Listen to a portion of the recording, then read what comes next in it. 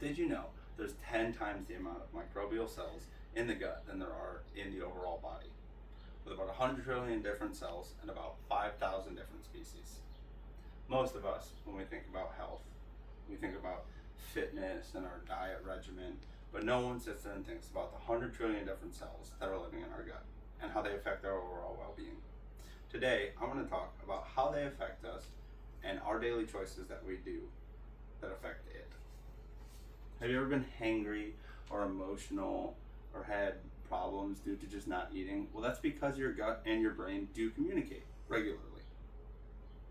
I myself have noticed when I put certain things in my stomach, such as pizza, because I love pizza more than the next guy, it affects my mood and my overall being for the day as compared to just eating something like a salad.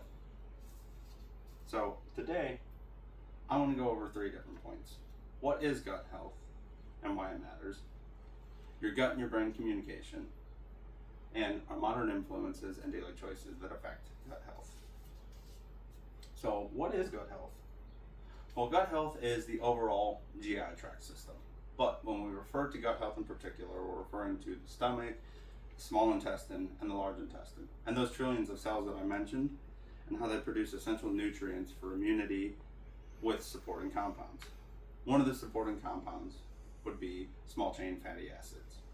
A small chain fatty acid is a fatty acid that is produced particularly in the colon to help energize the cells in the colon. The body gets its energy from production in the gut. So most of us don't realize that 70% of our immunity is located in the gut, according to David Herbert, PhD of medicine at UCLA. So understanding the basic role of the gut in digestion and immunity is just the beginning, but we have to look at the gut and the brain communication. So have you ever gotten butterflies or a gut feeling? Well, that really is your brain and your gut communicating, according to the Cleveland Clinic. Our nervous system works with the endocrine system and produces hormones that communicate things like hunger and fullness and stress. And that then communicates with the immune system, which, as I stated, is about 70% in your gut. And so your body and brain responds accordingly to those responses from the gut. So if not for obvious reasons, such things as smoking are bad for you, but we don't realize smoking causes things like Crohn's disease, and that comes from the gut. Another thing that we don't think about is stress. Stress is a high factor coming from the gut, and it causes things like IBS. And things like lack of sleep will cause a higher amount of stress.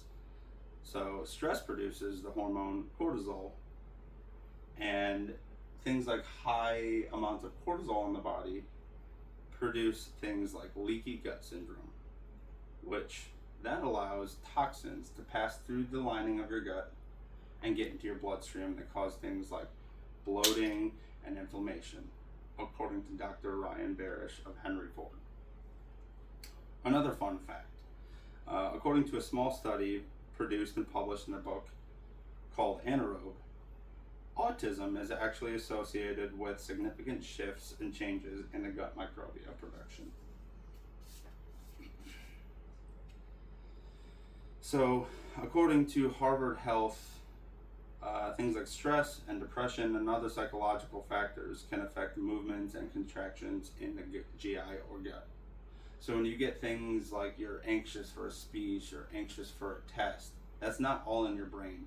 That is your gut truly communicating with your brain and telling it, hey, we're having a problem. So the gut doesn't just aid in digestion and mental health. It's a delicate balance between everyday modern choices and lifestyles. So to sum it up, gut health is important. It doesn't just aid in digestion and immunity, it supports overall health. The gut and the brain are deeply rooted and communicate with each other consistently. And modern lifestyles like sleep and stress affect gut health.